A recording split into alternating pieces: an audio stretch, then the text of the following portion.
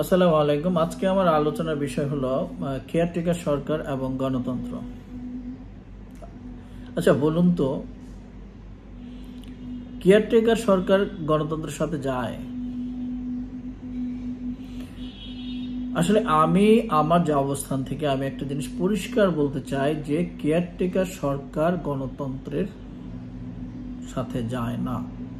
অর্থাৎ কেয়ারটেকার সরকার যখন দায়িত্ব নেয় তখন গণতন্ত্রের একটা বন্ধ্যাত্ব আসে, অনেকটা প্রতিবন্ধীর মতো হয়ে ওঠে গণতন্ত্র।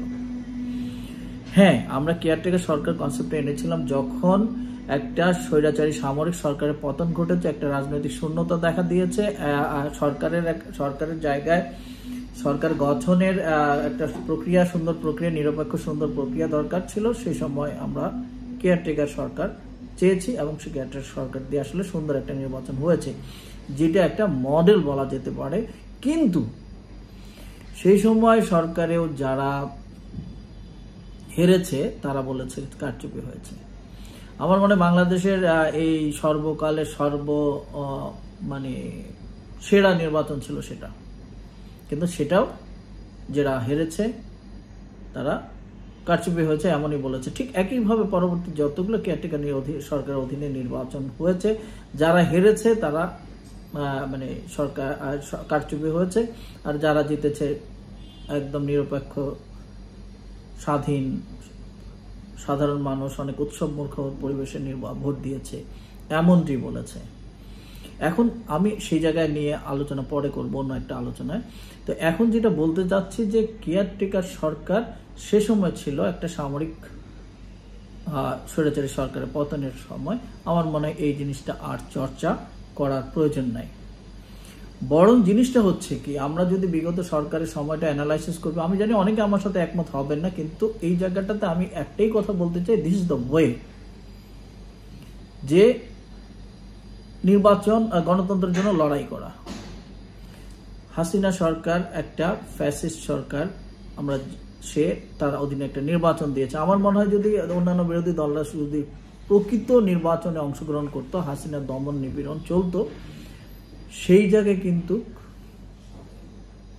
জনসাধারণ আস্তে আস্তে সম্পৃক্ত হতো। সে বিএনপির ধানের শীষের স্লোগান নিয়ে সাধারণ মানুষ মাঠে ময়দানে মিছিল করত। এই যে জনসাধারণের সম্পৃক্ততা, এরপরে যখন ভোটের দিন ঘনায় আসতো, জনসাধারণ কিন্তু পাহারাদারের মতো গিয়ে দাঁড়িয়ে থাকতো। সরকার যদি একটা লোককে অ্যারেস্ট করতো, হয়তো জনসাধারণ তখন সেন্টারই জ্বালিয়ে দিত। বিষয়টা কিন্তু এরকম।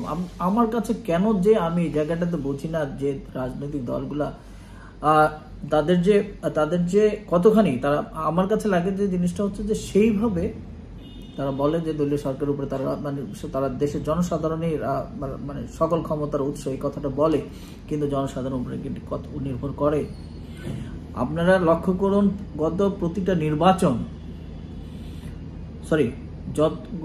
প্রতিটা সরকার পতন, বড় বড় সময় যারা দেশ চালিয়েছে, সামরিক সরকার, তারপর রাজনৈতিক সরকার, তারপরে রাজনৈতিক, দীর্ঘ সময় যারা দেশ চালিয়েছে, সবারই বিরুদ্ধে এই স্লোগানটি এসছে, আমরা শুনতে পেয়েছি, স্বৈরাচার নিপাত যাক, গণতন্ত্র মুক্তি পাক। তার মানে তারা কেউই, অর্থাৎ সামরিক শাসকও ঠিকমতো গণতন্ত্রের চর্চা তো করেই নাই, পরবর্তী দলীয় সরকারও গণতন্ত্র সর্বশেষ যে সরকারগুলো সে তো করেই নাই। কিন্তু এই জায়গায় যে জনসাধারণকে সম্পৃক্ত করার চেষ্টা, সেটাও কেউ করে নাই। আমি যতটুকু শুনেছি, যেসব মিডিয়াগুলোতে বা যেসব নিউজ দেখেছি, সেসব জায়গায় কেমন লবিং অ্যান্ড লবিস্ট এইসব শব্দ এসছে, মানে বিদেশি শক্তি তাদেরকে চেয়ারে বসিয়ে দেবে। ঘৃণা করা উচিত। কোনো অবস্থায় এই জায়গায় আমাদের মতো সাধারণ মানুষ আপোষ করার কোনো সুযোগ নাই। আমাকে কে বসাবে, সে অবশ্যই আমাকে হয়তো বসার জন্য যত চেষ্টাই করুক, that will B A conspiracy. সেটা একটা চক্রান্ত ছাড়া কিছু নেই। আর জনসাধারণ আপনার পক্ষ হয়ে লড়াই করবে, সেটাই হবে প্রকৃত গণতন্ত্রের পুনরুদ্ধার। আমি আজকে এই পর্যায়ে আমি যে জিনিসটা বলতে চাই যে গণতন্ত্রকে ক্ষতি করছে কেয়ারটেকার সরকার, এই ব্যবস্থাটা বন্ধ করা দরকার।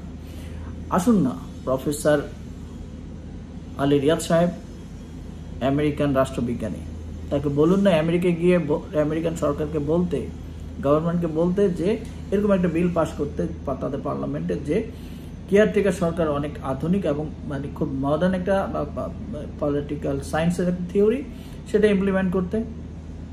দেখুন না ওনারা গ্রহণ করে কিনা। হাউস অফ কমন্সে গিয়ে, ব্রিটেনের হাউস অফ কমন্সে গিয়ে বলুক না যে আপনারা এটা বিল পাস করেন, this the nice theory, this the modern theory.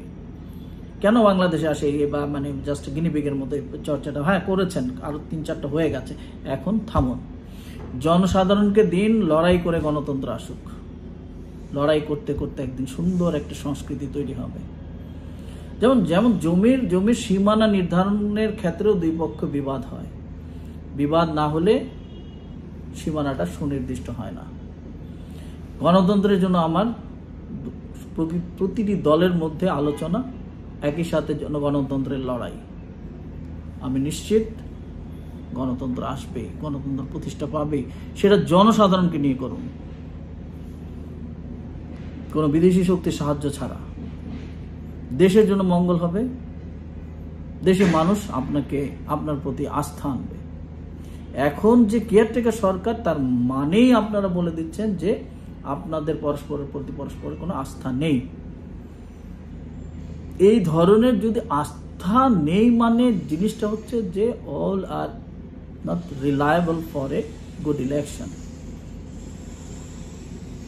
তার মানে কি আপনাদের অবস্থাটা বলেন, আপনারা নিজেদেরকে কোন জায়গায় নিয়ে গেলেন? তো এই জায়গাটা আমি চাচ্ছি যে বন্ধ হয়ে যাক। আমরা সবাই যে জায়গায় আছি সেই জায়গা থেকে নতুন করে শুরু করি এবং জনসাধারণকে সম্পৃক্ত করি।